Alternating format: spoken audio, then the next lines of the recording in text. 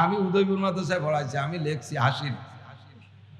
নবীর master first হয়ে যেত, আমি সেকেন্ড হতাম। লেখায় আমি খুব দ্রুত ছিলাম, হাসির লিখতাম। ওই তোহরিতি 2 টাকা ওইটা লেহা আলা পাতাম, সেই লোভে 2 লেহা লিখতাম। আইসে দেই যে হাসির লিখতেছে, হুজুর আমার আত্মীয় মুসলমান এক গাল দাঁড়িয়ে আছে, হুজুর আমার আত্মীয় এখানে একটা হাসিল দেন, এখানে পয়সা করে দেওয়া হবে না। কিরম আত্মীয়? আত্মীয়র নাম কি? এদিকে মুসলমানের আত্মীয়, আর যার নামে গরু কিনতে আছে তার নাম হরিভদ। হরিভদ তোমার কিরম আত্মীয়? মা হিসাবে, তা হিসাবের, মেয়ে হিসাবের, মা হিসাবে, তা হিসাবের, খালা শ্বশুরি শালা, খানিক দূর জাতি জাতি হিন্দু হয়ে গেছে। গাই বেচতে গেছে, বাজা গাই এক লোক। তাহলে বাজা গাই তো স্বাস্থ্য শরীর ভালো হয়, ওকে তো বাচ্চা কাচ্চা নাই, ট্যাবলেট ট্যাবলেট খেয়ে নষ্ট হয়ে রয়েছে। এখন ওই বাজা গাই বেচতে গেলি, বাজা কলি কেউ কেনে নি, কসাইরা অল্প দামে কিনবে, যদি কয় বছর বিয়ে নে তালি দাম আছে।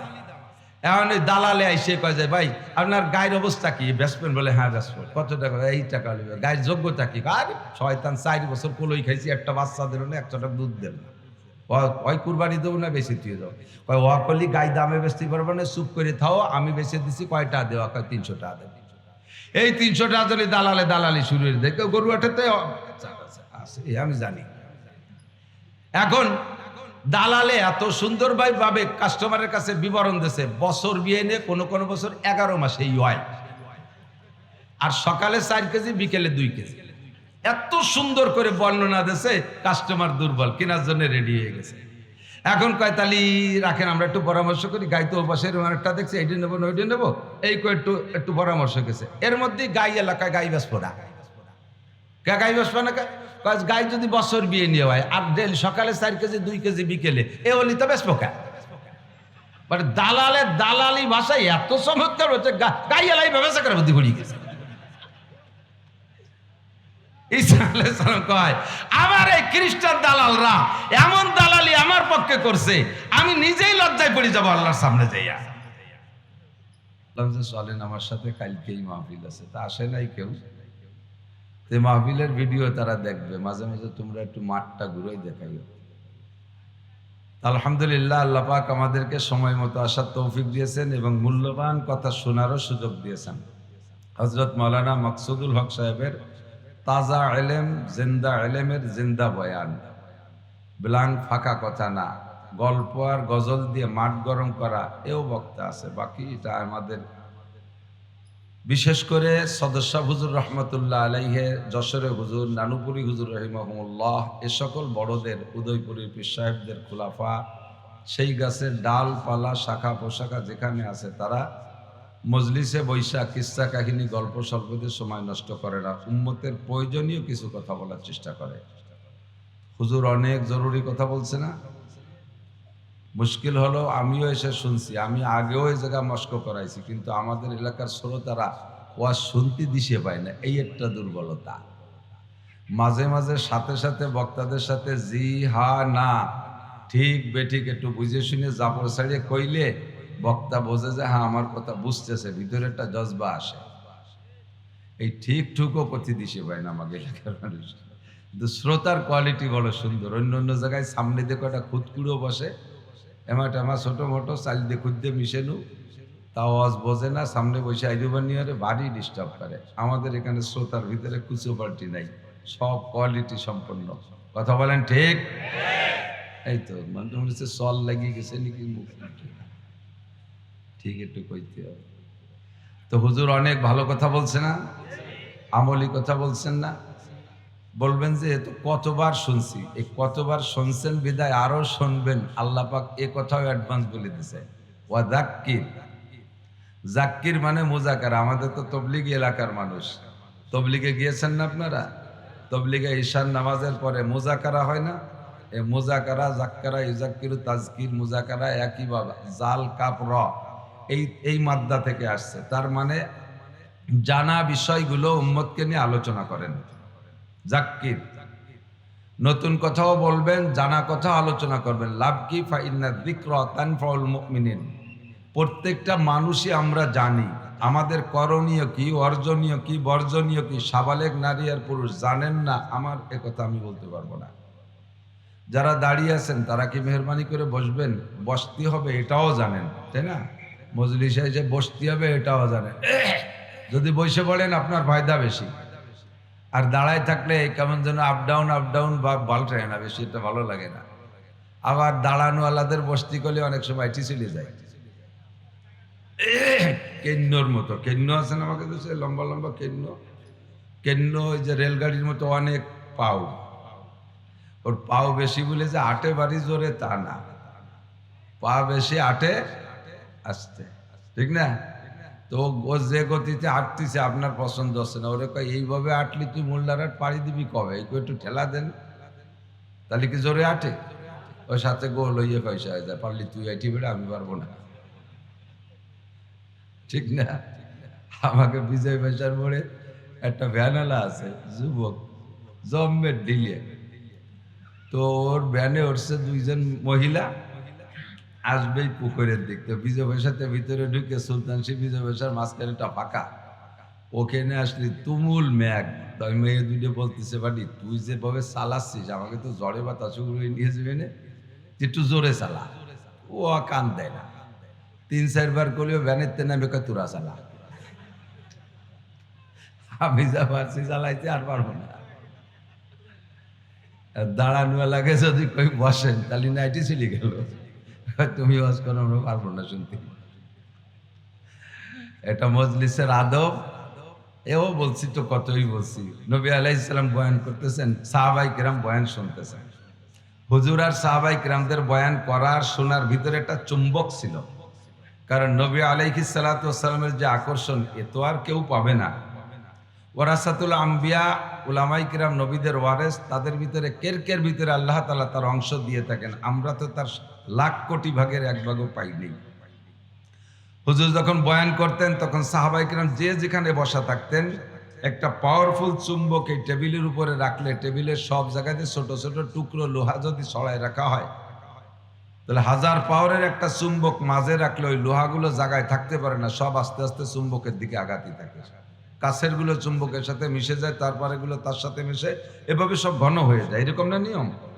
তো সাহাবায়ে কেরাম বলেন হুজুর যখন বয়ান করতেন তখন আমরাও ওই রকম ছিলাম। হুজুর যেন একটা 1000 লক্ষ পাওয়ারের একটা চুম্বক, আমরা যে যেখানে বসা থাকি ওই পাশা ঘষতে ঘষতে আগাইতে আগাইতে এমন মিশে যেতাম যে আমাদের দুইজনের মাঝখানে একটা আঙ্গুল ঢুকানোর ফাঁকা থাকতো না। বলি একটু সুবহানাল্লাহ। সাহাবায়ে কেরামদের আমলের পর একটু তাজ্জুব হইয়া খুশি হইয়াও যদি সুবহানাল্লাহ বলি, সুবহানাল্লাহর তো বেনিফিট আছে না নাই? তাহলে সাহাবায়ে কেরামের আমল এরকম ছিল। এরপরে ঘন হয়ে বসা হয়ে গেছে, পাশ দিয়ে বেশ দাঁড়ানো, তো বেশ কিছু দাঁড়ানো দেখে হুজুরের কেমন যেন একটু বিরক্ত লাগতেছে যে কেউ বসা কেউ দাঁড়ানো। হুজুর দাঁড়ানোওয়ালাদেরকে বললেন ইজলিসু আলা মাকানিকুম, যে যেখানে এসো বসো, যে যেখানে এসো বসো। হুজুর বললেন ইজলিসু আলা মাকানিকুম, যে যেখানে আছেন বসেন। তো সাহাবায়ে কেরামদের তো স্বভাব ছিল সামিনা ওয়া আতানা, শুনবো আর মানবো, শুনবো আর মানবো। এখানে আমার মানার ভিতরে কোনো অসুবিধা আছে কিনা, বাধা বিপত্তি আছে কিনা, না মানার জন্য কোনো যুক্তি পেশ করা যায় কিনা, যেটা আমাদের স্বভাব। হুজুর বললেন এইটা করেন ওইটা করেন, তো করতে পারবো না বিদায় না করার জন্য অনেক যুক্তি খাড়া করি।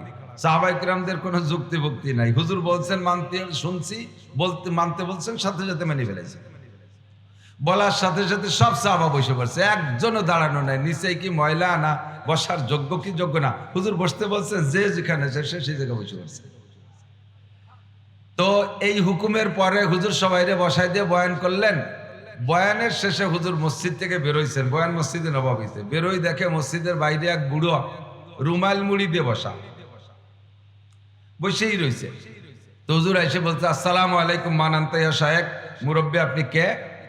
তো মুরব্বী রুমাল ছড়াইয়া মাথা খালি করে উঠে দাঁড়াইয়া সালামের উত্তর দিলেন, ওয়া আলাইকাস সালাম ইয়া রাসূলুল্লাহ, আনা আম্মুকা আব্বাস, বাতিজা আমি আপনার চাচা আব্বাস বসে আছি। হুজুরের চাচা, আপন চাচা আব্বাস রাদিয়াল্লাহু তাআলা, একটু বলি রাদিয়াল্লাহু তাআলা। তো হুজুর বলতেছেন আপনি কি শোনেন না আমি মসজিদে বয়ান করতেছি, আপনি বাইরে বসে আছেন? তো হযরত আব্বাস বলেন, ভাতিজা তোমার বয়ান আমি বাসার থেকে খবর পেয়েছি যে তুমি বয়ান করতেছ, এই বয়ান শোনার জন্যই ঘর থেকে আসছি। তো আসছি তো ঘরের থেকে সব দিন আমরা প্রতিজ্ঞা করে আসি যে মুহাম্মদুর রাসূলুল্লাহর জবান থেকে যা শুনবো তা মানবো, আমল করব। এই পর্যন্ত আসলে, হেঁটে আসতেছি, এ পর্যন্ত আসলে তোমার একটা বয়ান আমার কানে চলে আসছে, তো সেই বয়ানটারও তো আমি আমল করব। ওই বয়ানের আমল করতে যাইয়া আমি এখানে বসে পড়ছি। তো হুজুর যে কোন ফাঁকে বলছেন যে বসো, এটা তো হুজুরের মনে নাই। হুজুর তো বয়ানের ফাঁকে প্রয়োজনে বসে। হুজুর বলেন আমি সেই বয়ানটা কি করলাম যে তাতে আপনারে বসাই দিল? তো হযরত আব্বাস বলতেছেন এ পর্যন্ত আসলে তোমার একটা আওয়াজ আমার কানে ভেসে আসলো, ইজলিসু আলা মাকানিকুম, যে যেখানে আছো সে সেখানে বসে পড়ো। তো ভাতিজা তখন আমি এখানে ছিলাম। তা আমি বললাম আব্বাস তুমি তো রসুলের বয়ান শুনবা আমল করার জন্য, তো যে বয়ানটা আপাতত কানে সেইটার পর আমল করে ফেলো। তাই আমি আর এক কদমও সামনে বাড়তে সাহস পাইনি, আমি এই জায়গায় বসে পড়ছি। হুজুর আশ্চর্য হয়ে জড়িয়ে ধরে বললেন আপনি কি সব বয়ান শুনছেন চাচা যান? আমি তো কত দূর মেম্বারে বয়ান করছি, মসজিদে নবাবী তখন 80 স্কোয়ার হাত, এদিকে 80 হাত এদিকে 80 হাত, এখন তো অনেক বড়। তো 80 হাত দূরের থেকে কথা বললে মুখের কথা, মাইক নাই, লাউড স্পিকার নাই, শব্দযন্ত্র নাই, সাউন্ড বক্স নাই, শুনবে কি শুনবে না একটা সন্দেহ থাকতে, আপনি কি সব শুনেছেন এই বাইরে বসে?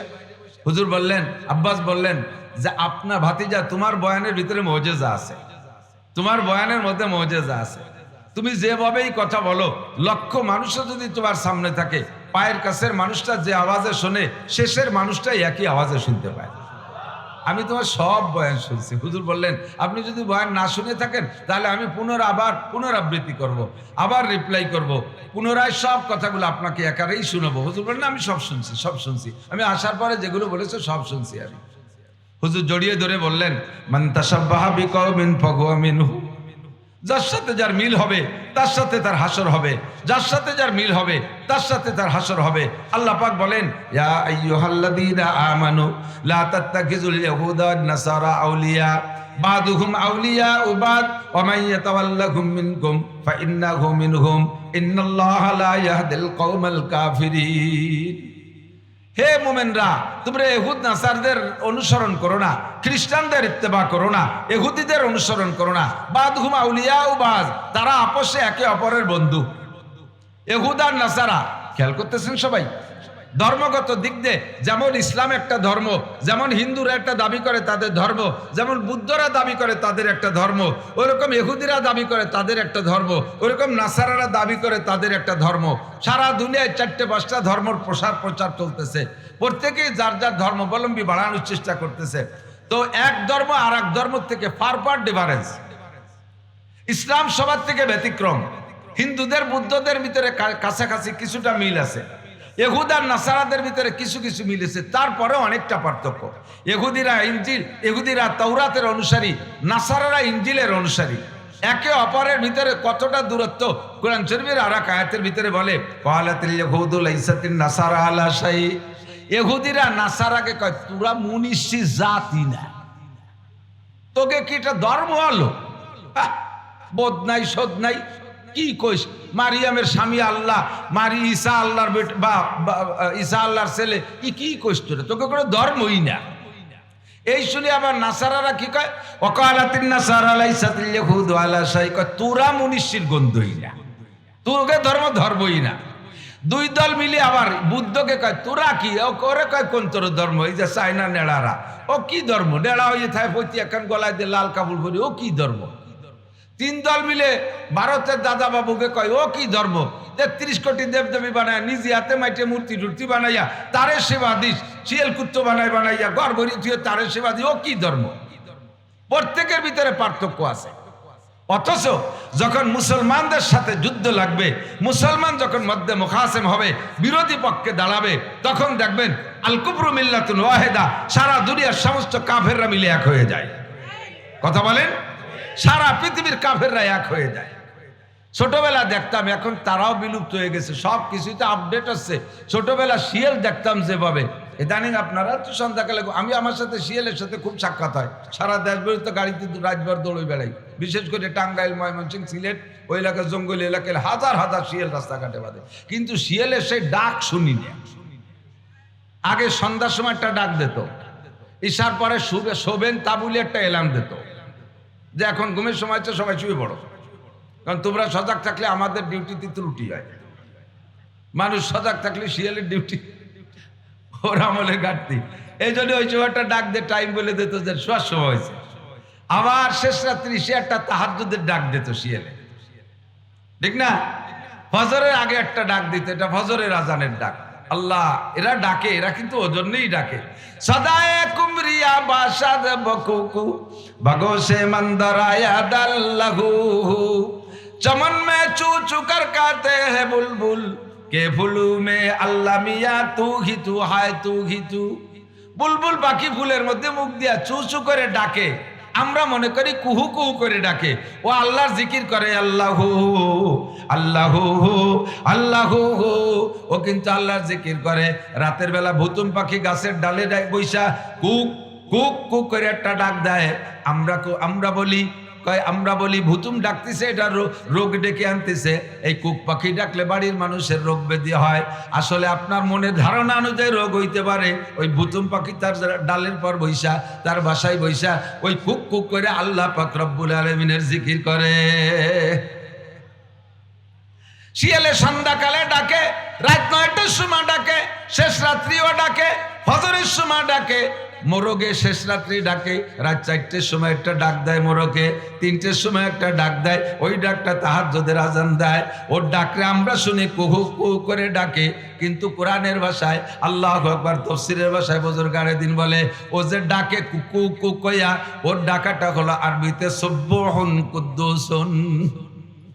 সুবহুন কুদ্দুসুন, আল্লাহ পাকের তাসবিহ, আল্লাহ পাকের পবিত্রতা তার জবানে বের হয়ে ডাকে।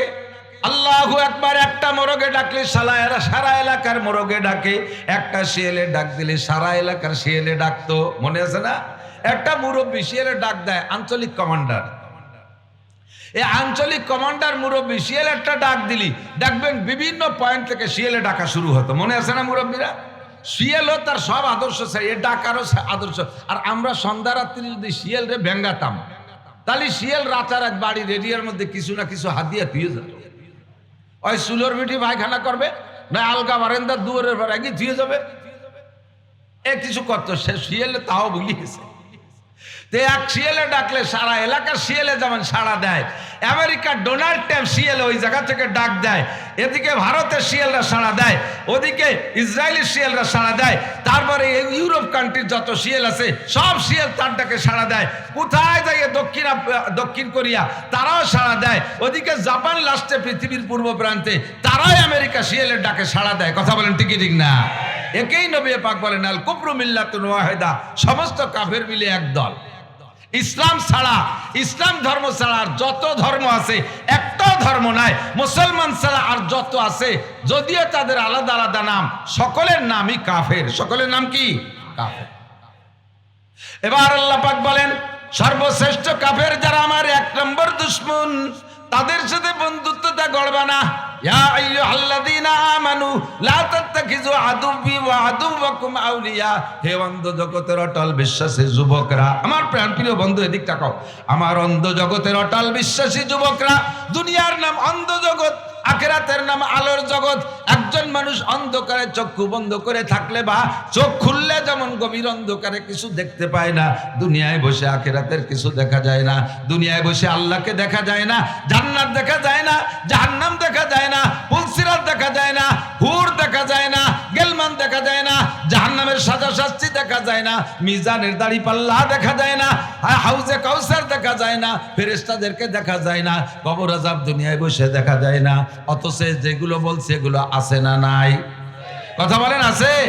আল্লাহ আছে না নাই?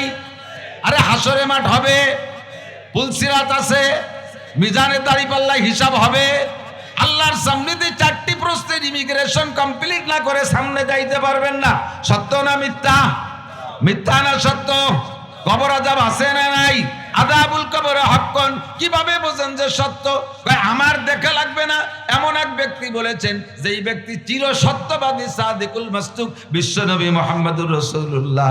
আরে আমরা সবাই মিলে একটা জিনিস দেখলে তা ভুল হইতে পারে, আমার নবী তার বিপরীত আর একটা দেখলে নবীরটা ভুল হতে পারে না।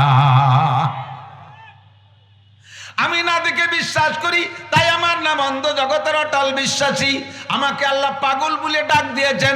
দুনিয়ার সব আরাম আইশ, সমস্ত ভোগ বিলাসকে লাথি মাইরা অদেখা জান্নাতের উপরে, না দেখা জাহান্নামের উপরে, না দেখা জান্নাতের উপরে লোভ করি, বিশ্বাস করি, না দেখে জাহান্নামকে ভয় করি। আরে ফেরেশতাকে দেখি নাই তারে ভয় করি, কবর আযাব দেখি নাই তারে ভয় করি, পুলসিরাত পার হব কিভাবে চিন্তায় বুকটা বইতে যায়। কবরের ভিতরে একা একা কিভাবে থাকবো, মা থাকবে না, বাপ থাকবে না, ভাই থাকবে না, বোন থাকবে না, স্ত্রী পরিজন কেউ থাকবে না।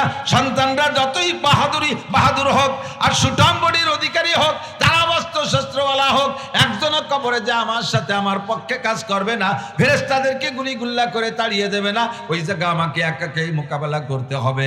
এইভাবে না দেখে ভয়তে পরানটা থরথর করে কাঁপে। এজন্য আল্লাহ পাক বলেন, তুমি অন্ধ জগতের অটল বিশ্বাসী। তোমার আমার পক্ষ থেকে একটা ওসিয়াতমূলক নসিহত। এক কথা মনে রাখবেন, লা তাত্তাখিযু আদুওয়ি ওয়া আদুওয়াকুম আউলিয়া। আল্লাহ পাক বলে, যুবক আমার দিক, বুড়োরা সব ভালো হয়ে গেছে, আমি কোনোদিন বুড়োকে ওয়াজ করি না। যুবকরা খেয়াল করো, আল্লাহ লা তাত্তাখিযু আদুওয়ি ওয়া আদুওয়াকুম আউলিয়া। আমার বন্ধু আর তো আমার শত্রু আর তোমাদের শত্রুকে কোনোদিন বন্ধু বানাবা না। আমার শত্রু আর তোমাদের শত্রু তাদেরকে চিনে তাদেরকে শত্রুর কাতারেই রাখবা। কোনোদিন তাদের সাথে বন্ধুত্বতা করবা না। যদি তাদের সাথে বন্ধুত্বতা তোমার মিল হয়ে যায়, বন্ধুত্বতার মিল বিভিন্ন পদ্ধতি হয়। 1 নম্বরে তোমার কথায়, 2 নম্বরে তোমার কাজে, 3 নম্বরে তোমার পোশাকে, 4 নম্বরে তোমার চলাচলে। এমন করে 6টা জীবনে তাদের সাথে তোমার মিল হওয়ার সম্ভাবনা আছে। ব্যক্তিগত জীবনের সম্ভাবনা, ব্যক্তিগত জীবনে তাদের সাথে মিল হয়ে যাওয়া, পারিবারিক জীবনে তাদের সাথে মিল হওয়া, সামাজিক জীবনে তাদের সাথে মিল হওয়া, অর্থনৈতিক জীবনে তাদের সাথে মিল হওয়া, আরে রাজনৈতিক জীবনে তাদের সাথে মিল হওয়া, আন্তর্জাতিক ফিল্ডে তাদের সাথে মিল হওয়া।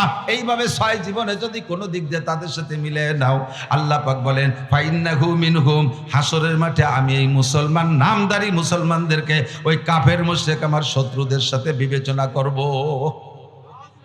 তোমাদেরকে তাদের সাথে হাসর করানো হবে।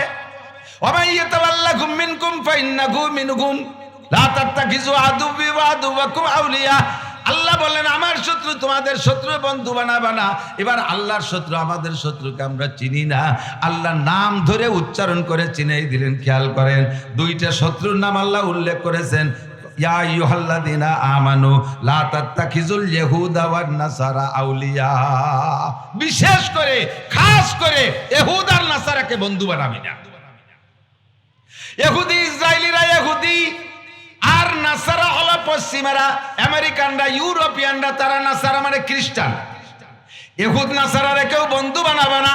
তুমি যে তাকে বন্ধু বানাও নাই আর বানাইছো, তার প্রমাণ তোমার বাহ্যিক অবস্থার পর নির্ভর করবে। প্রত্যেক পাত্রের মধ্যে যা আছে উবুর করলে তাই পড়ে, কথা কয় না? বাহ্যিক অবস্থাটা ভিতরের পর নির্ভর করে, ভিতরের প্রমাণ করে। খেয়াল করে না, বাহ্যিক অবস্থাটা ভিতরের উপরে ভিতরের প্রমাণ করে। আপনার মনের কথা কি আছে এটা বোঝা যায় আপনার বাহ্যিক চাল চলনে। আপনি ইহুদিরে ভালোবাসেন কি বাসেন না, ও আপনার চুল দেখলে টের পাওয়া যায়। আপনি ইহুদ নাসারারে ভালোবাসেন কি বাসেন না, ও আপনার দাড়ি দেখলে টের পাওয়া যায়। ওই মেসির দাড়িও যার টুক, আপনার দাড়িও সেট টুক। নেইমার দাড়ি যতটুক, আপনার দাড়িও সেটটুক। জেলোনেস্কির দাড়িও যতটুক, আপনার দাড়িও ততটুক। এতে বোঝা যায় যে আপনি মনের থেকে তাকে ভালোবাসেন। যদিও উপরে দলের মধ্যে লা ইলাহা ইল্লাল্লাহ মুহাম্মাদুর রাসূলুল্লাহ পড়েন, কারণ আগামী কুরবানির সময় গোশত খাচ্ছে না, গরুর গোশত ভালো লাগে, একটু না কয়ে তিনি গরুর গোশত দেবে না। এই কাজ বিভিন্ন সুবিধা পাওয়ার জন্য ভাষা কলেমা, কিন্তু ভিতরে ইহুদ নাসারাকে ভালোবাসেন। তাদের চুলের মতো চুল, তাদের দাড়ির মতো দাড়ি, তাদের গেঞ্জির মতো গেঞ্জি। আল্লাহু আকবার। আজ পর্যন্ত বাংলাদেশের কোন মুসলমান যুবকরা দেখলাম না গাজার মুজাহিদদের মতো ওইরকম একটা রুমাইল গলায় দিল, ফিলিস্তিনের মুজাহিদদের মতো ওরকম একটা রুমাইল গলায় দিল, কের 500 গজ লম্বা। এরকম বিভিন্ন দেশের পতাকা তোমার যদি টানার অনুমতি থাকে, তাহলে খ্রিস্টান ইহুদ নাসারাদের পতাকা বাড়ি টানাও। ফিলিস্তিন গাজার মুসলমানের পতাকা কয়জনের বাড়ি টানাইছে? তোমার তাদের সাথে ভালোবাসা আছে, তাদেরকে পছন্দ করো, এটা তোমার আমলের দ্বারা প্রমাণ। তারা যেভাবে প্যান্ট পরে সেইভাবে একটা প্যান্ট পরো। তাদের মেয়েদেরকে স্কিন টাইট পাজামা পরাইয়া, স্কিন টাইট গাগরি একটা পরাই দিয়া, এই গায়ে দিয়ে তাদেরকে ছেড়ে দেয়। মুসলমানের বাচ্চা, নামাজি আব্বা মুসলমানের সন্তানের পোশাকও এরকম। আমি দেখেছি একজন মেজর সকালবেলা বেরোইছে ডিওএইচএসের ভিতরে, ঢাকা ডিওএইচএসের ভিতরে। আমি এক প্রয়োজনে গেছি, তার যুবতী মাইয়া স্রেফ একটা টেপ গায়ে আর একটা হাফ প্যান্ট পরা, যুবতী মেয়ে মিনিমাম কলেজে পড়ে, এই মেয়েকে নিয়ে আব্বা সকালবেলা মার্চ করতেছে ডিওএসএস-এর এপাশ থেকে ওপাশ, এপাশ থেকে ওপাশ, ডায়াবেটিস দাবড়াচ্ছে 2 মাইজি একসাথে, 2 মাই বাপ বেটি একসাথে। এই ডায়াবেটিস দাবড়ানো দেখতেছে বেটারা রাস্তায় দাঁড়ায় দাঁড়াইয়া, কুত্তও লজ্জা পায়। কুত্তো কয় আমার ছেলে মেয়ে বড় হয়ে গেলি, কারণ আমি তো কুত্তো, আমাকে তো আর প্যান্ট পায়জামা লুঙ্গি মুঙ্গি নাই। আর কুত্তর স্বভাব হলো লেজ উল্টোই রাখে, ও যদি নামায় রাখে সতর একটু ডাহে না, একটু হলেও ডাহে, সে লেজ উল্টোয় সাঁটার উচড়িয়ে দিয়ে দেয়। তা কুত্তই জানে যে আমাকে লুঙ্গি ফুঙ্গি পায়জামা নাই, আমাকে তো ল্যাংটা ল্যাংটাই ঘুরতে হয়। তা ছেলে মেয়ে যতদিন ছোট থাকে অতদিন সাথে নিয়ে ঘুরে, যখনই ছেলে মেয়ে শেয়ার হয়ে যায় কুত্তও তার বাচ্চার ওভাবে হাত ধরে নিয়ে ঘুরোই না। কতক্ষণ এহুদ নাসারা সব তোমার ভালো লাগে, তার কথা ভালো লাগে, কালচার ভালো লাগে।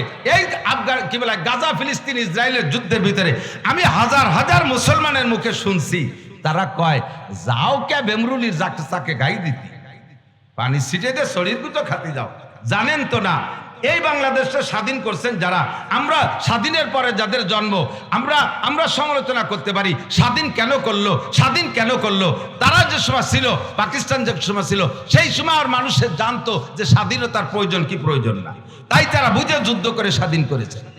আজকে প্রায় 70 বছরের উপরে গাজার মুসলমানদেরকে একটা উন্মুক্ত কারাগারের ভিতরে বিলকুল কোনো স্বাধীনতা নাই। 42 কিলোমিটার জায়গার ভিতরে যেভাবে বন্দি করে রাখছে, বাইরে যে তারা ইনকাম করতে পারবে না, ইন্ডাস্ট্রিজ কলকারখানা বানাইতে পারবে না, উচ্চশিক্ষায় শিক্ষিত হতে পারবে না, তারা জ্ঞান প্রযুক্তি নিয়ে সামনে বাড়তে পারবে না, তারা নিজস্ব কায়দায় বড় বড় ব্যবসা বাণিজ্য করতে পারবে না, তারা তাদের স্বাধীন ভূখণ্ডের ভিতরে পরাধীন হয়ে আছে। আর কতকাল থাকবে? নিজেরা সুতো বাহানা তৈরি করে ওই ফিলিস্তিন ইসরায়েলের একটা পুলা ফিলিস্তিনের মধ্যে গাজার মধ্যে ঢুকে এখান থেকে একটা ঢিল মারে ওই দিকে, একটা পাথর মারে ইসরায়েলের দিকে, আর ওরা ধমাধম বোমা মারা শুরু করে দেয়। এই যে ফিলিস্তিনি থেকে গাজার থেকে আমাকে পাথর মারছে, পাথরের জবাব দিলাম, অথচ পাথরটা ওরা মারছে। যুদ্ধবিরতি হয়ে গেছে, এখন যুদ্ধবিরতি ফাইনাল, এই যুদ্ধবিরতির কার্যক্রম চলবে। এইটাকে ভেঙে দিয়ে আবার নতুন করে যুদ্ধ শুরু করার জন্য কত বড় অপকৌশল। এর ভিতরে একদল গাদ্দার আছে, এর ভিতরে এই গাজার ভিতরে একদল রাজাকার আছে, একদল গাদ্দার আছে। এই গাদ্দার গুলো এখান থেকে একটা পটকা মেরে দিচ্ছে ইসরায়েলের দিকে, আর ইসরায়েল কয় যে এই যে গাজা আলারা যুদ্ধ ভঙ্গ কি যুদ্ধবিরতি ভঙ্গ করেছে, কাজে আমার জবাব দিতে হবে। একদিনে 150 টন বোমা মারছে। এ জাতি কোনোদিন আমাদের বন্ধু হতে পারে? একটু জোরে বলেন পারে? এরা আমাদের দোস্ত হতে পারে? এদের কোনো আদর্শ আমাদের নেওয়া ঠিক হবে? মুসলমান, তোমার সাথে হিন্দু ভাইয়ের বন্ধুত্বতা আছে, হিন্দু ভাইরে তো তুমি কোনোদিন একটু টুপি ভরাতে পারলে না, হিন্দু ভাইরে তো কোনোদিন এই কলিদার একটা পাঞ্জাবি পরাইতে পারলে না, তারে তো কোনোদিন কলিদার একটা পায়জামা পরাইতে পারলে না, তারে কোনোদিন একটা পাগড়ি ভরাতে পারলে না, তারে কোনোদিন মসজিদে নিতে পারলে না, তারে কোনোদিন তুমি ঈদগাহ নিতে পারলে না, তারে কোনোদিন গরুর গোশত খাওয়াতে পারলে না, তারে কোনোদিন চরমুনায় নিতে পারলে না, তারে কোনোদিন 3 দিনের জন্য গহরডাঙ্গা নিতে পারলে না, তারে কোনোদিন বিশ্ব ইস্তেমায় নিতে পারলে না, তারে কোনোদিন তবলিগের মার্কাজে নিতে পারলে না, তারে কোনোদিন 3 দিনের জন্য নিতে পারলে না, একটা চিল্লা দিয়ে দিতে পারলে না, তারে কোনোদিন কলেমার প্রস্তাব দিতে পারলে না, তারে যে সুন্নতের কিছু আমল করাইতে পারলে না, তারে যে তুমি একটু দস্তারখান বিছিয়ে খানা খাওয়াইতে পারলে না, তোমার ঈদগাহে এনে তারে কোনোদিন একটু সিমাই চিনি খাওয়াইতে পারলে না, তুমি কেন মুসলমানের বাচ্চা হইয়া তার দুর্গা পূজায় যে নাড্ডু খাও? এ বাঙালি মুসলমান হিন্দুকে দুর্গা পূজায় গেছে কি যায় নাই? কথা বলেন গেছে? আপনারা বলবেন আপনারা হুজুররাও গেছেন। এই তো জবান বন্ধ হয়ে গেল, আর তো আগে পারতেছি না। দুটিয়া ভোটের লোভে মৌলবীরা দুর্গা পূজায় যাইয়া, আরে ইমান নষ্ট হয়ে যাবে। আমি স্বচক্ষে দেখেছি দুর্গা পূজায় যাইয়া শুকর আদায় করে, আলহামদুলিল্লাহ আমি এবার আপনাদের সাথে দুর্গা পূজা অংশগ্রহণ করতে পেরে আল্লাহর শুকর আদায় করলাম।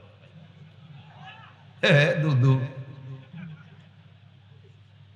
তোমার বউ তালাক হয়ে গেছে, বউটা যদি তোমার সাথে একমত না হয়ে থাকে, বউ তালাক হয়ে গেছে। যদি এই কথাটা কেমন বলেন, যদি বলে আমি আপনাদের সাথে দুর্গাপূজা অংশগ্রহণ করতে পেরে আল্লাহর শুকর আদায় করি আলহামদুলিল্লাহ, তাহলে কেমন হবে? আমি আপনাদের সাথে 1 প্লেট শুকরের গোশত খেতে পেরে শুকর আদায় করি আলহামদুলিল্লাহ। বরঞ্চ তার চাইতে জঘন্য, কথা বলেন ঠিক না? তার চাইতে জঘন্য। দুটো ভোটের জন্য ইমান বিক্রি করে দিয়েছ মূর্তির সামনে, বলতে তো পারি না। হিন্দু বাড়ি যাইয়া দুর্গা পূজা, সরস্বতী পূজা, লক্ষ্মী পূজা, কালী পূজায় অংশগ্রহণ মুসলমান, তুমি তো তারে কোনোদিন আনতে পারলে না। তুমি তো তারে কোনোদিন আনতে পারলে না, তুমি তার মোহাব্বত তোমার অন্তরের মধ্যে আছে, এটাই প্রমাণ তোমার আমল আখলাকে প্রকাশ করে তোমার তার সাথে সম্পর্ক। আল্লাহ পাক হেফাজত করুক, জোরে বলেন আমিন। যা বলতে চাইছি সেখান থেকে সরে চলেছি এক কথার থেকে। তাহলে এদের সাথে সম্পর্ক হলে তাদের সাথে মিল করে আল্লাহ তাআলা আমাকে জাহান্নামে দেবে, জোরে কর নাউজুবিল্লাহ।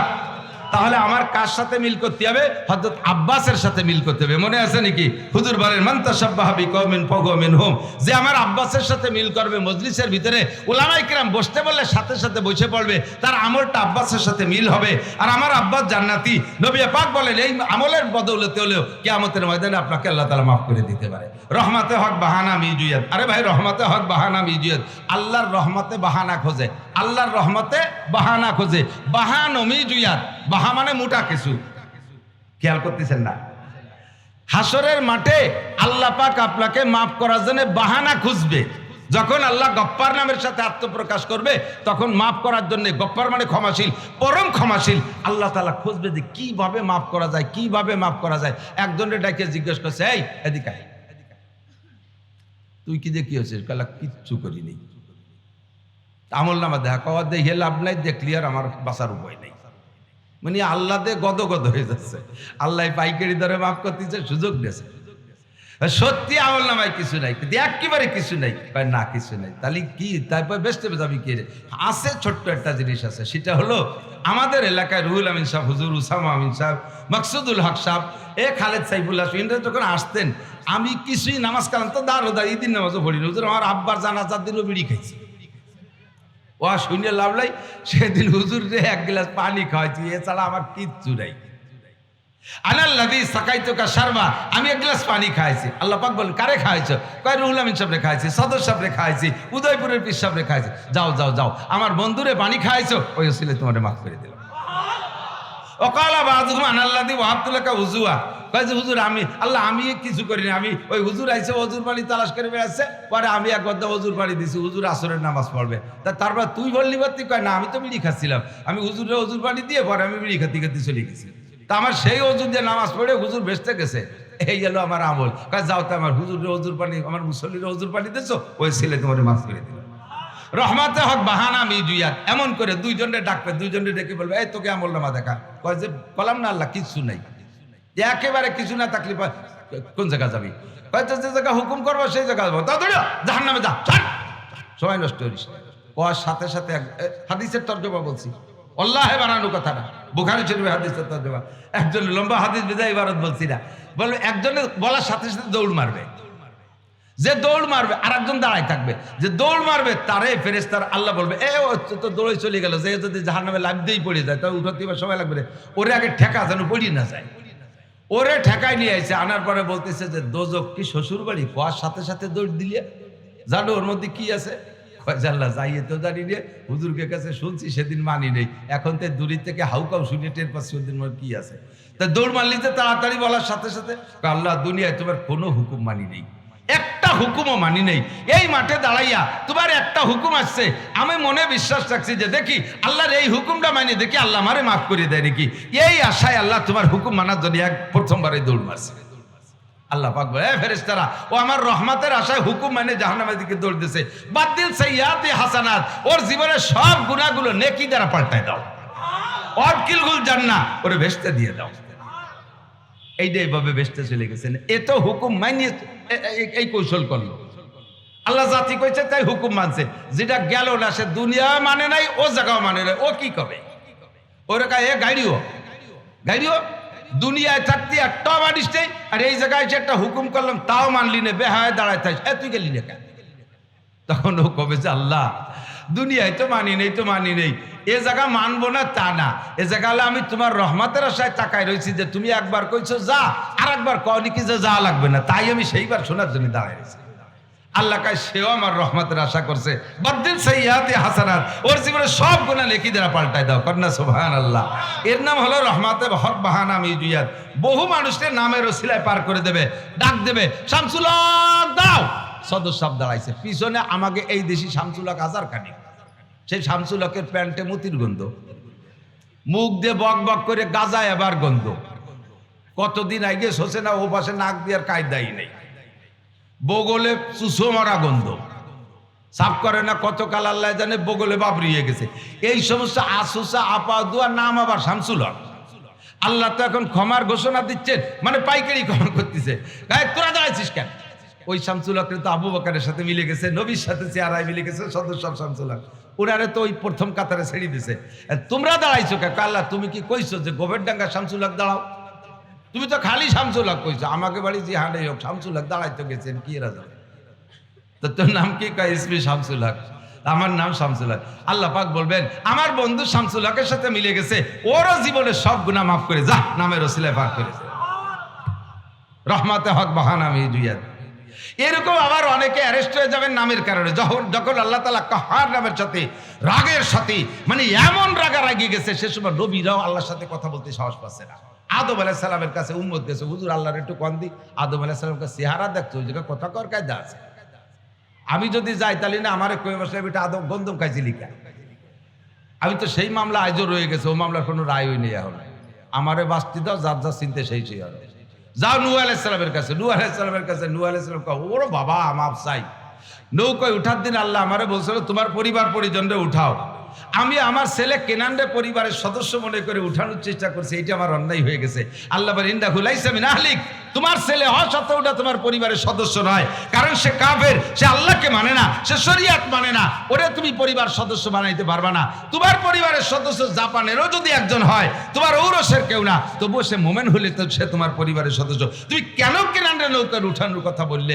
আমি তো সেদিন কেনর জবাবে দিতে পারি নাই। তো সেই কেন যদি এখন জিজ্ঞেস করে বসে তাহলে কি কবানি?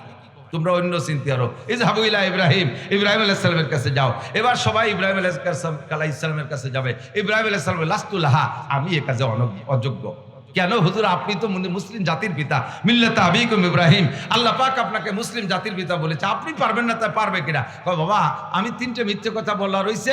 আমি যদিও মনের দিক দিয়ে আমি মিথ্যে কথা, বাহ্যিকভাবে ওটার মিথ্যে বলিয়েই মনে হয়। আল্লাহ যদি বাহ্যিক দৃষ্টিতে তাকাইয়া মিথ্যের মামলা আমারে ধরিয়ে বসে, তাহলে আমি ছাড়াই যেতে পারবো না। তোকে কথা বলার সময়ই পাবো না।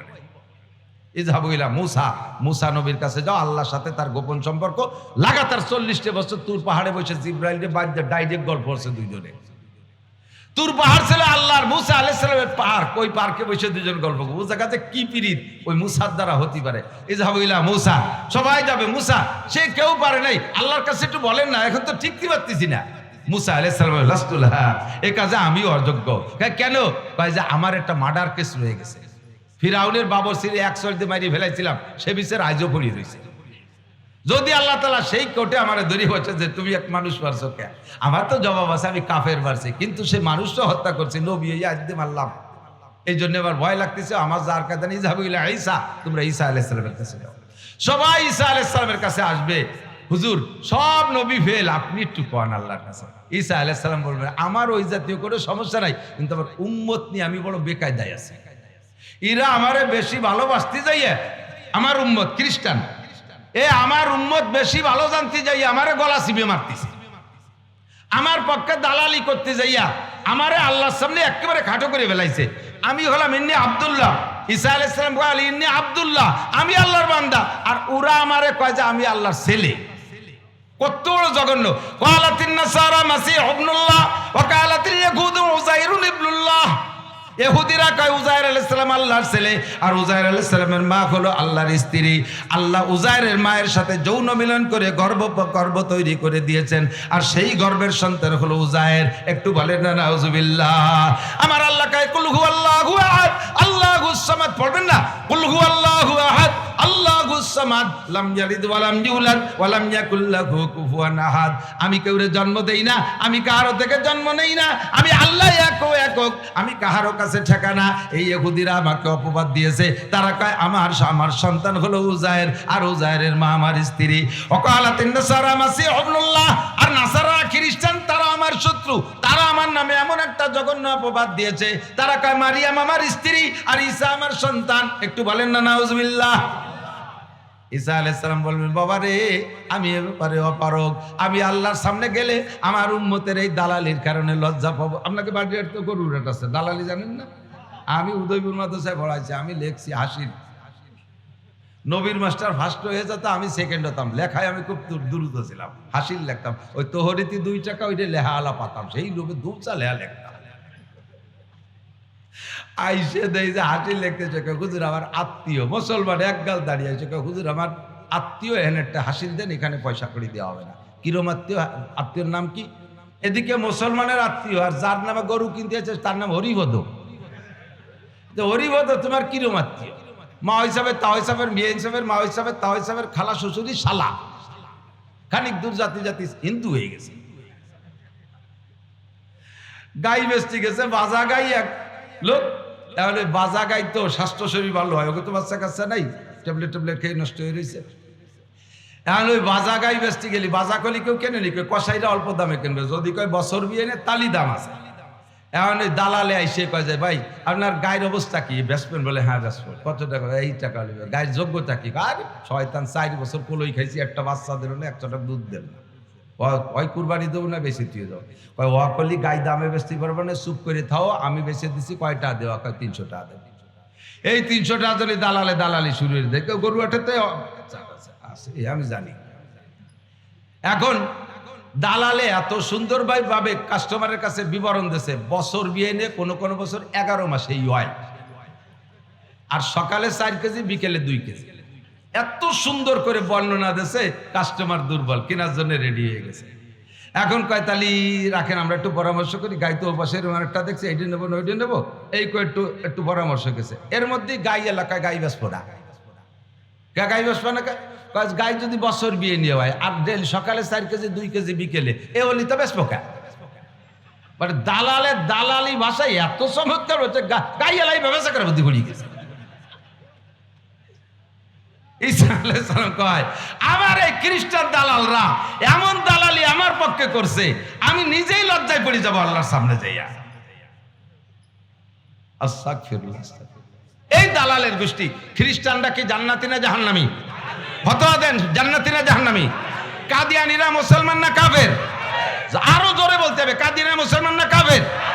সব খ্রিস্টানদের দালাল, সব খ্রিস্টানদের দালাল। তবলিগের ভিতরে ভেজাল সৃষ্টি করে তারা খ্রিস্টানদের দালাল, হিজবুত তাওহীদ খ্রিস্টানদের দালাল, বাংলাদেশে যত ফেরাকে বাতিল আছে, যত ভণ্ড পীরের আড্ডা আছে, সবগুলো খ্রিস্টানদের দালাল, সমস্তগুলো খ্রিস্টানদের দালাল। ওরা পয়সা দিয়ে এগুলো আমাদের এগেনস্টে তৈরি করে। আস্তাগফিরুল্লাহ। ঈসা আলাইহিস সালাম, বাবা তোমার মাপ চাই, তোমরা অন্য সৃষ্টি আরো যাবো কোন জায়গা? অফিসার তো সবই শেষ, সে আদম অফিসারের থেকে শুরু করছে ঈসা অফিসার পর্যন্ত, এমপি মন্ত্রী সব চাই, এখন যাব কোন জায়গায়? যাবো ইলা মুহাম্মাদিন সাল্লাল্লাহু আলাইহি ওয়াসাল্লাম, বলেন না সুবহানাল্লাহ।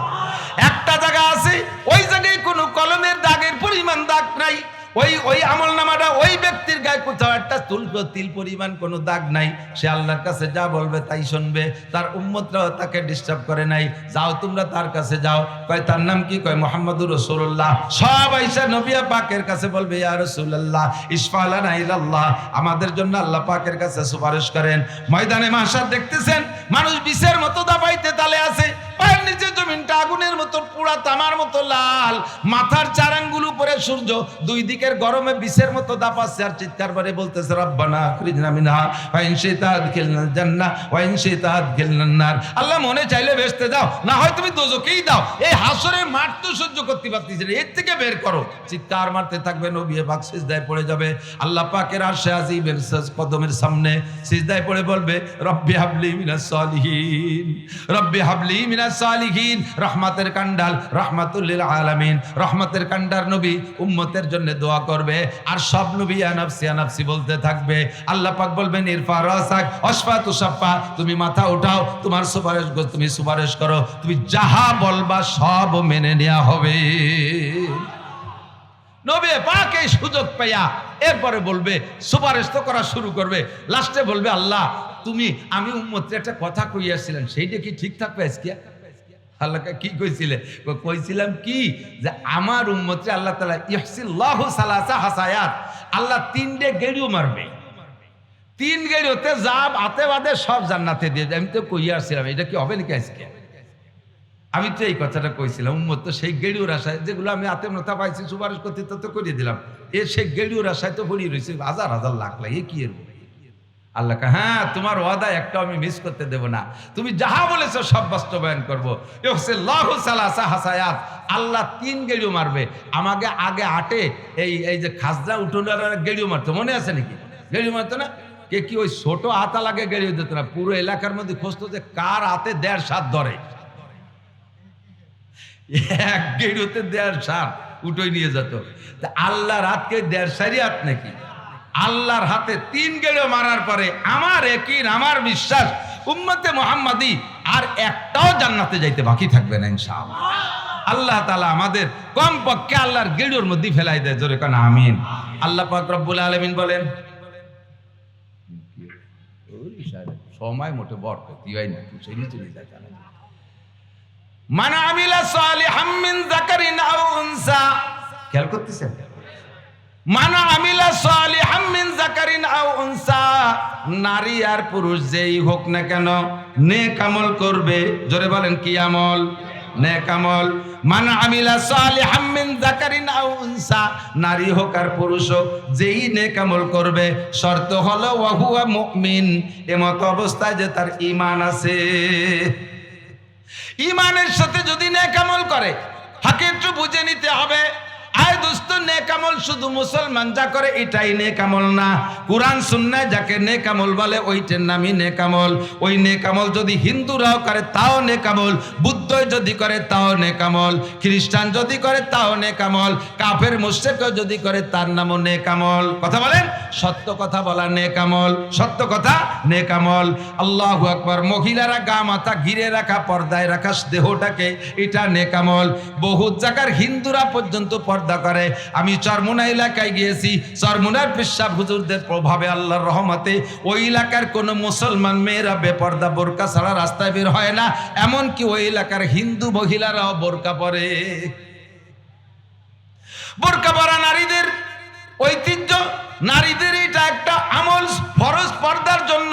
এই পর্দা নেক আমলটা মুসলমান মহিলারাও করে, অমুসলমানরা যদি করে তাহলে সেটা নেক আমল। লেনদেন সঠিক রাখা নেক আমল, মুসলমান করলেও নেক আমল, কাফের মুশরিকও করলে নেক আমল।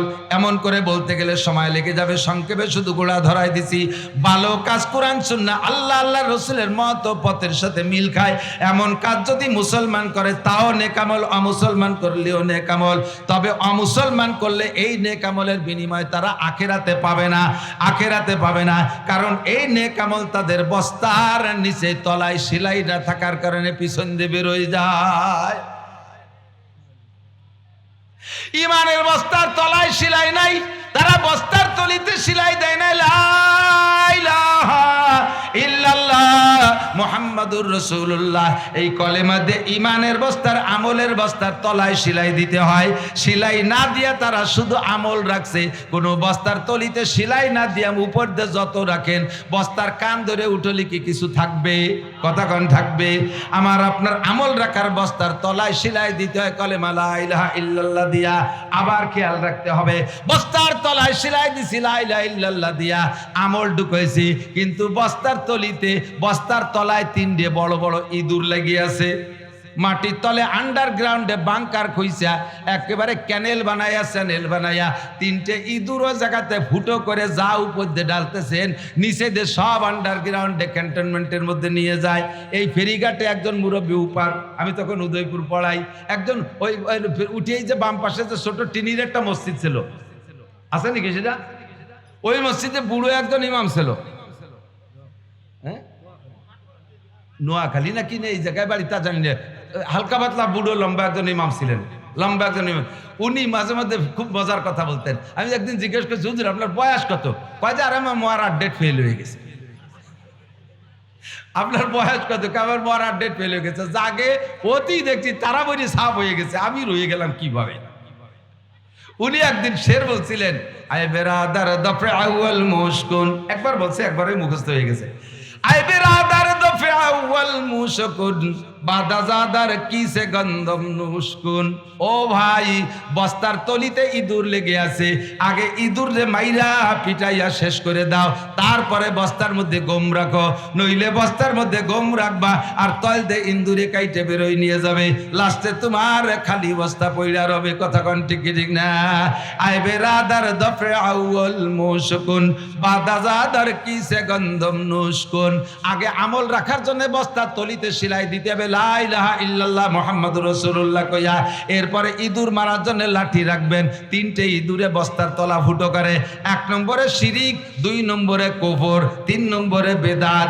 1 নম্বরে শিরিকের ইঁদুর, 2 নম্বরে কুফরের ইঁদুর, 3 নম্বরে বেদাতের ইঁদুর। এই 3টে ইঁদুর যদি বস্তার তলায় লাগানো থাকে, আপনি 100 উমরা করেছেন, 10 বার হজ করেছেন, 100 চিল্লা দিয়েছেন, 1000 খতম কোরআন পড়েছেন, লক্ষ কোটি টাকা মাদ্রাসায় দান করেছেন, সারা জীবন তাহাজ্জুদের নামাজ পড়েছেন, আপনি ইশরা কাওয়াবিন চার সব পড়েছেন, বহুবার লক্ষ লক্ষ লাখ কলমা জিকির করেছেন, বস্তার মধ্যে ঢুকাইছেন, পিছন দিয়ে বেরোয় চলে গেছে শিরিকের কারণে, কুফরের কারণে আর বেদাতের কারণে। এই জন্য 3টে ইঁদুরকে মেরে রাখতে হবে আর ইমানের তলায় বস্তার নিচে সেলাই দিতে হবে।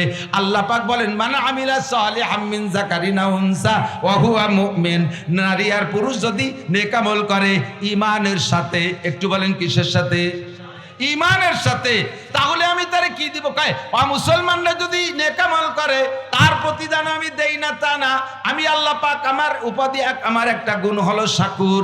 আল্লাহর নাম হলো শাকুর। খেয়াল করেন না, ইন্নাহু কে কয় আল্লাহর নাম হলো শাকুর। শাকুরের মানে হলো আল্লাহ উত্তম প্রতিদান দাতা, শুকর গুজার।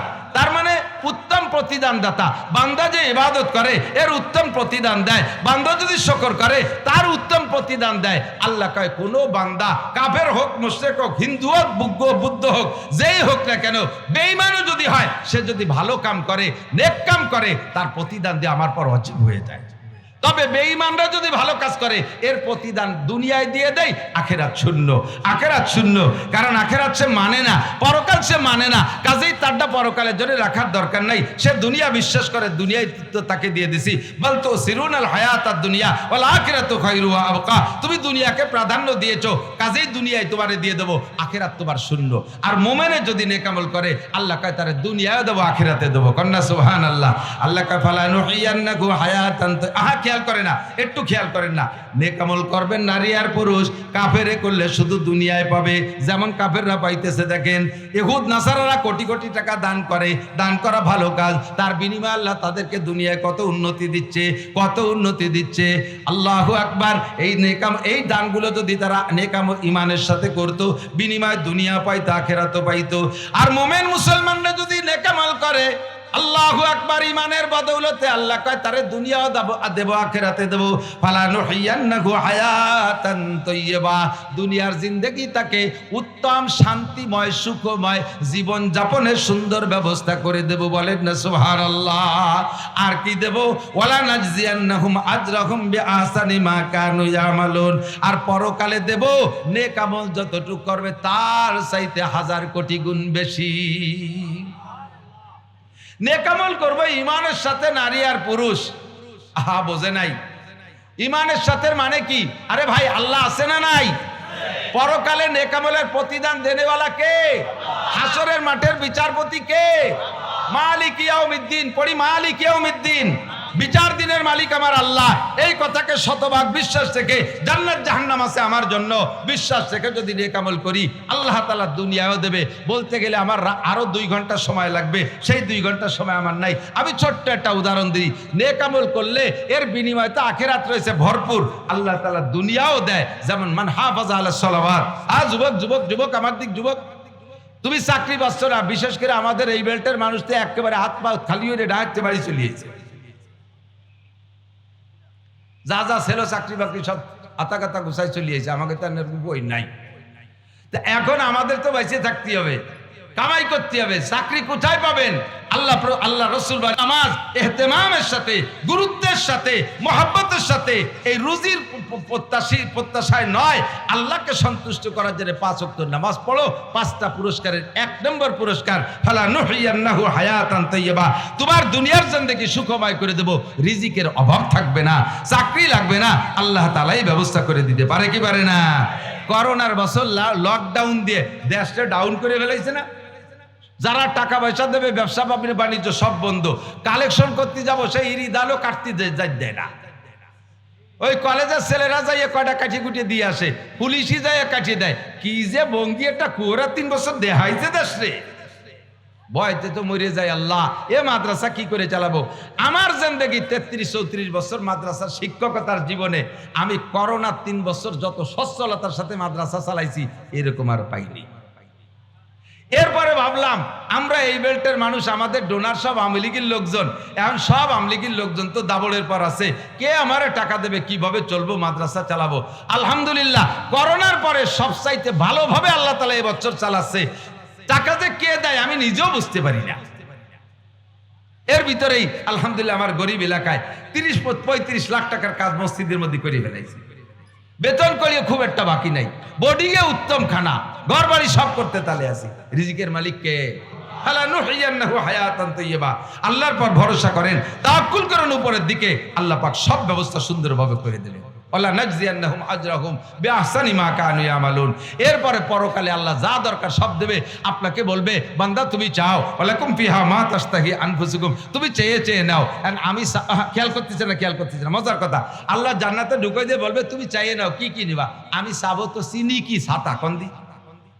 বেহেশতের ভিতরে কতটা আছে, তার কি চিনি কন। একটা লোক জীবনেও কোনোদিন গোপালগঞ্জ যাই নেই, এই বাড়ির ধারে গুনাপাড়া সরগুনাপাড়ায় এই ফেরিঘাটের মানুষ এই জায়গাতে কৃষি কাজ খেত খাবার করে, বাইয়ে চাই একটু ফেরিঘাটে যাইয়ে চার দোকানে বসে, একটা চা, একখান টোস, একখান বিড়ি, একটা পান খাইয়ে এটি চলে যায়। ও কি বড় বড় রেস্টুরেন্টের হোটেলে কি আছে তা জানে?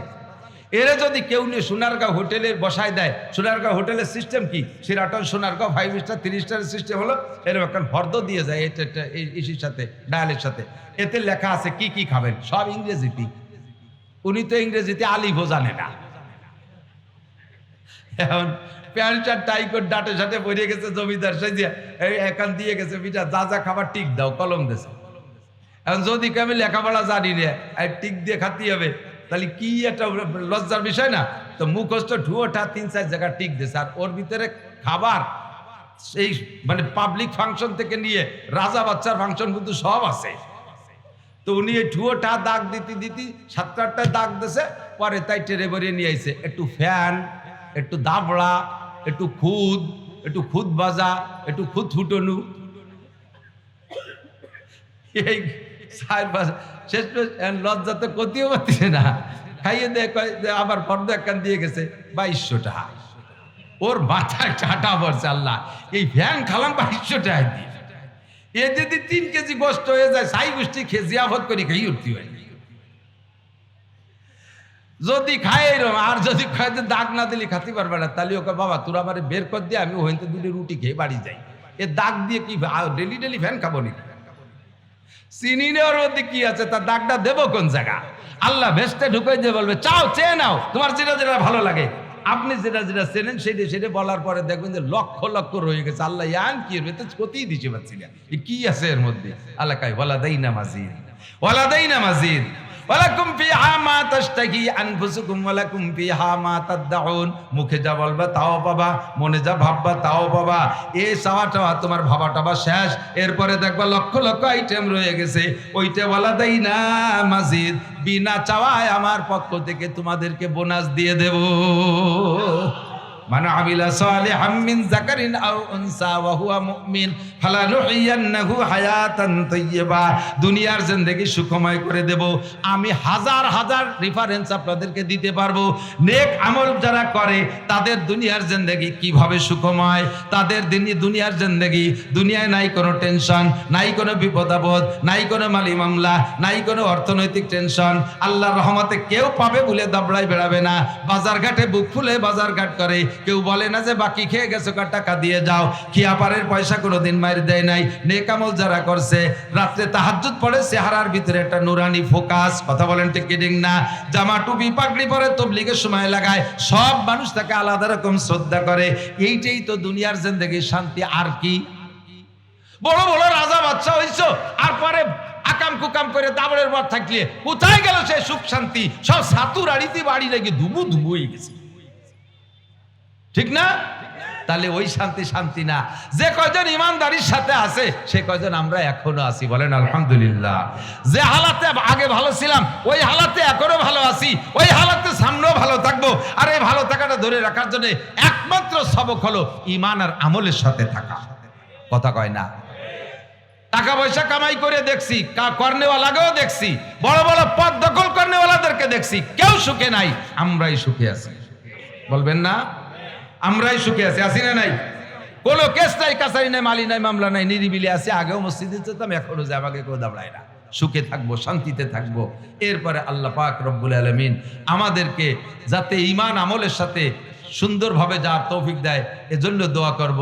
আর নেক আমল করিয়া, খেয়াল করেন, আমি নেক আমল কিছু করিয়ে অনেকে গল্প, আরে আল্লাহ আমারে ভেস্তে না দিয়ে পারে, যে নামাজ আমি পড়ি আর যে পরিমাণ দান করি, ওই কিছুদিন আসি ওগুলো তো খুঁজে পাচ্ছি না। তো যা দান করি ও শোধ হইও সমান সমান হইও, তার বড় ডানি থেই যাবে। সাবধান, অত সাহস ভালো না। আমি আপনি কি ইব্রাহিম আলাইহিস সালামের চাইতে দামি? ইব্রাহিম আলাইহিস সালাম, ইসমাইল আলাইহিস সালাম দুই বাপ বেটা বানাইছে কাবা ঘর। কি বানাইছে? মন্দির, গির্জা, pagoda, KG school, primary, high school, college, বিশ্ববিদ্যালয়, আরে ফেরিঘাট, এই তেলের পাম্প, এগুলো বানাই নেই, বানাইছে কাবা ঘর। আল্লাহর নির্দেশে বানাইছে, আল্লাহর নির্দেশে স্ট্রাকচার জিব্রাইল দেখাই দিয়ে গেছে, এই সিস্টেমে বানাবা। তাই দুই বাপ বেটা বানাইলেন। তাহলে এই বানানোর পরে ও আবার কবুল হবে কি হবে না, এর জন্য কি আল্লাহরে রিকোয়েস্ট করার দরকার আছে? ইব্রাহিম আলাইহিস সালাম, ইসমাইল আলাইহিস সালাম দুই বাপ বেটা কাবা ঘর বানায়, আল্লাহ আমরা তো বানানোর দরকার বানাইছি, আমাদের এই মেহনত যদি তুমি কবুল না করো, তোমার ঘর জায়গায় পড়ে থাকে, আমরা দুই বাপ বেটা খালি হাতে উঠতে হবে। এজন্য ইব্রাহিম আলাইহিস সালাম কাবা ঘর বানাইয়া পাশে বসে দুই রাকাত নামাজ পড়ে কয়, রব্বানা তাকাব্বাল মিন্না ইন্নাকা আনতাস সামিউল আলিম ওয়া তুব আলাইনা ইন্নাকা আনতাত তাওয়াবুর রহিম। মেহেরবানি করে কবুল করো।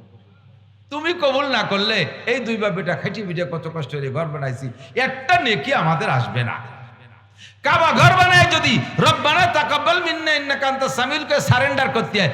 আমাদের দেশের যারা কিছু করে, মসজিদ বানায়, মাদ্রাসা বানায়, ঈদগাহ বানায়, আঞ্চলিকভাবে যারা দায়িত্বশীল, সভাপতি, সেক্রেটারি, ক্যাশিয়ার, এরা একটু লামসাম করে ক্রেডিট ঝাড়ে, এটা আমি করেছি, ঈদগাহ আমি করেছি, আগের কমিটি কিচ্ছু করে নাই, এবার আমরা দেখেন কি করেছি, আরও করেছি, আয়ের পরে সামনে সুযোগ দেন, দেখেন কি করে ছাড়ি দেই, রাস্তা কাটে খাল বানায় দেবো, 12 মাস কাল নৌকো বেয়ে বেড়াবেন, আসমান ভেঙে জমিনে নামাবো, মাঠ লাঠির মধ্যে মুগুর ভরে ছাড়ি দেবো।